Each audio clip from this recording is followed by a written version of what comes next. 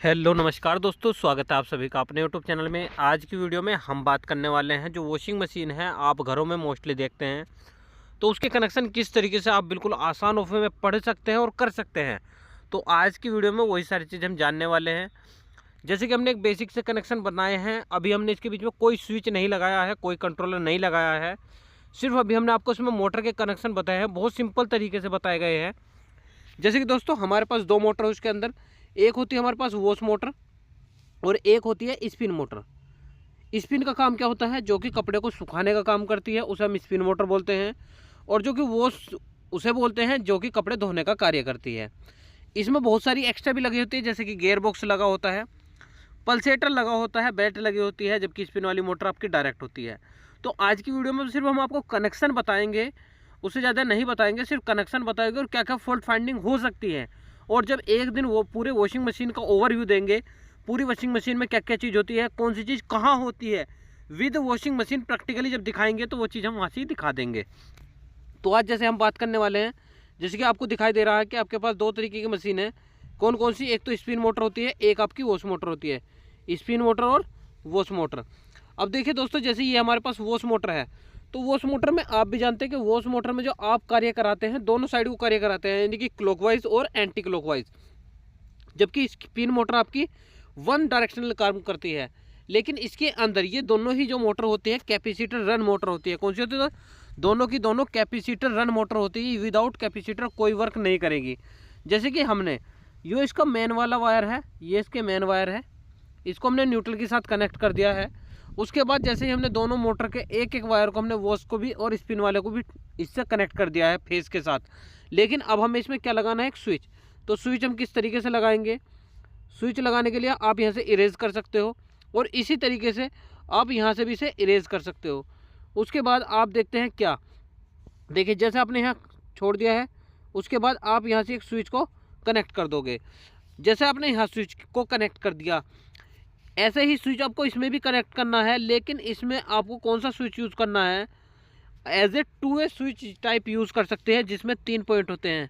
कितने पॉइंट दोस्तों, 3 पॉइंट। इस तरीके से आपने रही के यदि कनेक्शन देखे हो तो रही में बिल्कुल सेम कनेक्शन होते हैं।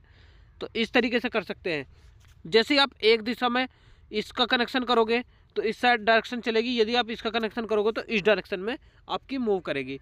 तो उसकी चीज़ को हमें क्या है, उसके लिए हमें बार बार मूव करना पड़ेगा, हाथों को से काम करना पड़ेगा। इसलिए हम यहाँ से जो यूज़ करते हैं, टाइमर यूज़ करते हैं, जिसे हम वॉश टाइमर के नाम से जानते हैं। उस टाइमर का काम क्या होता है, वो टाइमर दोनों दिशाओं में वॉशिंग मशीन को चलाता है, अपने वॉश आपके वॉश मोटर को चलाता है, क्लॉकवाइज भी और एंटी क्लॉकवाइज भी। और साथ के साथ उसमें आपकी टाइमिंग भरी होती है 5 से लेकर 30 तक, 25 तक, सभी की अलग होती है। मोस्टली 30 तक होती है, 45 तक भी होती है। ठीक है दोस्तों, तो जीरो से लेकर 35 तक आपकी टाइमिंग भरी होती है और साथ के साथ टाइमिंग के अकॉर्डिंग भी घटना शुरू हो जाते हैं। तो टाइमर का हम प्रयोग इसलिए करते हैं, यदि हम 2 वे स्विच ही लगाए तो आप ऑन करते हो, फिर आपको दूसरी दिशा में खुद से बदलना होगा। आपको ये नहीं पता होगा कि आपको कितनी देर चलानी है। उसकी स्थिति में आपको टाइमर इससे बेस्ट ऑप्शन क्यों, क्योंकि इसमें टाइम के साथ साथ घटता भी है। जैसा हमने यहाँ भी एक स्विच लगाया है, तो यहाँ भी हम टाइमर ही लगाते हैं।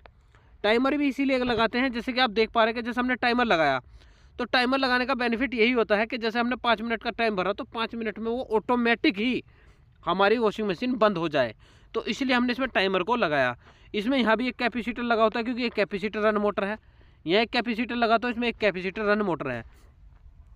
इसका जो दोस्तों कैपेसिटर होता है, क्या होता है, इसका जो कैपेसिटर होता है वो किस तरीके का होता है, इसका कैपेसिटर होता है आपका इस तरीके का, जिसमें एक में ही आपके 4 वायर होते हैं।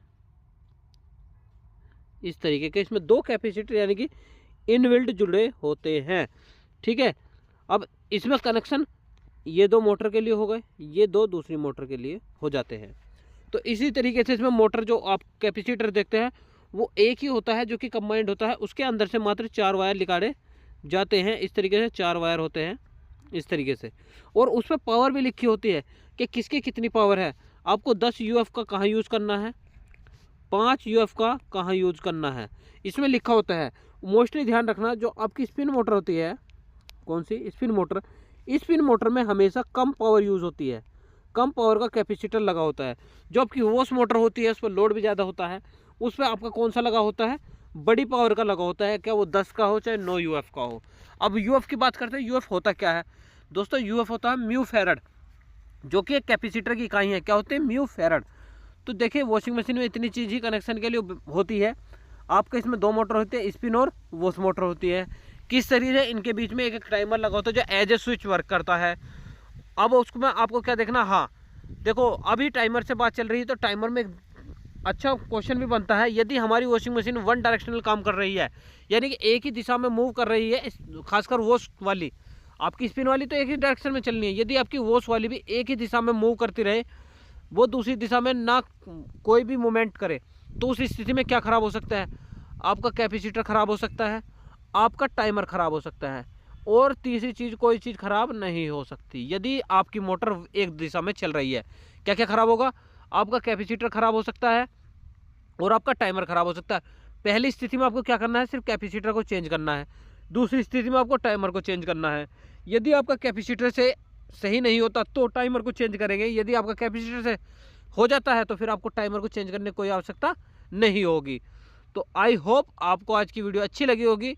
यदि दोस्तों आपको हमारी वीडियो अच्छी लगती है तो एक लाइक कर दिया करो और ज़्यादा से ज़्यादा लोगों को शेयर कर दो, और इस चैनल को सब्सक्राइब जरूर कर दो, जिससे कि आने वाली हर वीडियो का नोटिफिकेशन आपको सबसे पहले मिलता रहे। धन्यवाद दोस्तों, जय हिंद।